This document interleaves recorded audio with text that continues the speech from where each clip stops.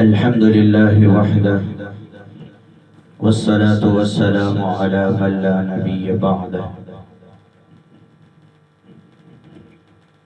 أما بعد فأعوذ بالله من الشيطان الرجيم. بسم الله الرحمن الرحيم. إنما المؤمنون إخوة.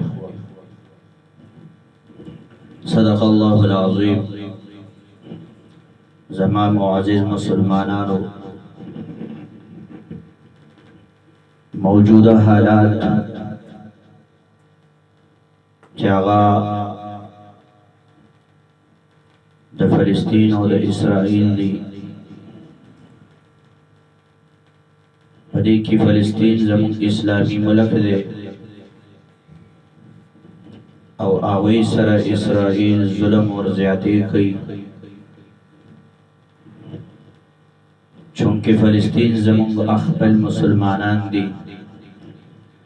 نو مسلمان لا د بل مسلمان سره مدد کول، د هغې سره سات ورکول دا پکار دي.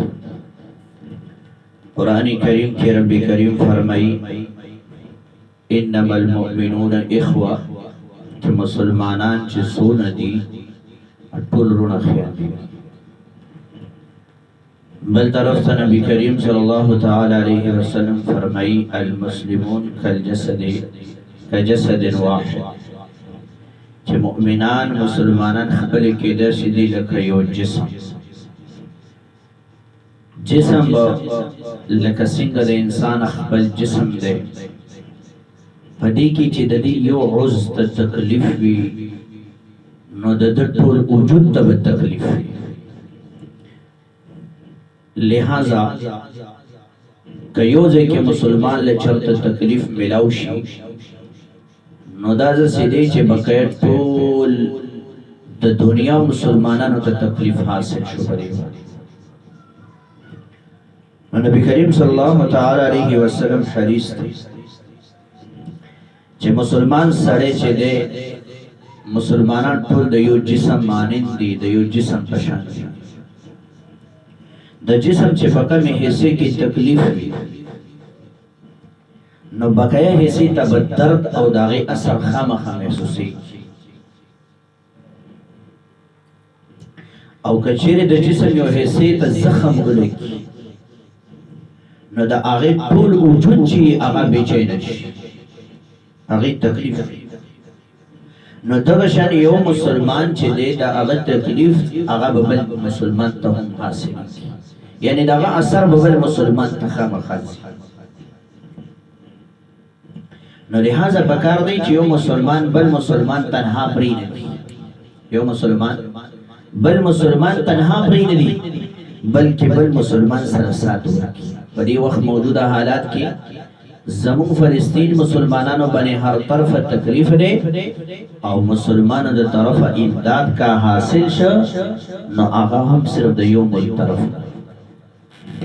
نور اسلامی ممالک چې هغه سعودي عرب دی، که هغه پاکستان دی، که هغه ترک دی، هغې خپلې وعدې ورسره کړي لیکن وعدې لا پوره کړي. د دې یو مثال زه ورکوم. په یو محلې کې، په یو علاقې کې یو کور ولته تکلیف وي، غیر پې راځي، دشمن پې راځي، تکلیف وررسوي. نو د محلې ټول کورونه به مشوره نه کوي چې اوس دې موږ تکلیف نه څنګه خلاص او یا موږ دې خلاص کو او که نه کو خلاص، بلکې دله پکار دا دی چې د هغې د تکلیف نه خلاصولو دپاره فوراً اقدام وکړي. نو دغه شانې موږ حاضر حالات کې خپل حکومت ته دا اپیل کوو، درخواست کوو چې هغوی د هم په دغه موجوده حال کې اقدام وکړي، که هغې په خپله باندې مخکې تلی شي، په خپله باندې د فلسطین مدد او نصرت کولی شي. ورنه زموږ عوامو ته دې پرېږدي، عوامو سره دې چې کوم دی خپل مدد راولېږي، جهاز وغیره، هتیار وغیره، نو دا عوام به انشاءالله فلسطین ته ځي او هغه ځای نه به د خپل فلسطین مسلمان انشاءالله مدد او نصرت کوي او د اسرائیل په مقابله کې به انشاءالله ولېږي. د مسلمان دپاره جان هم حاضر دی، د مسلمان دپاره مال هم حاضر دی. هر حالت کې به انشاءالله څه کوو، مسلمان سره ودرېږو. نو فلسطین سره خو به ټول ودرېږو انشاءالله.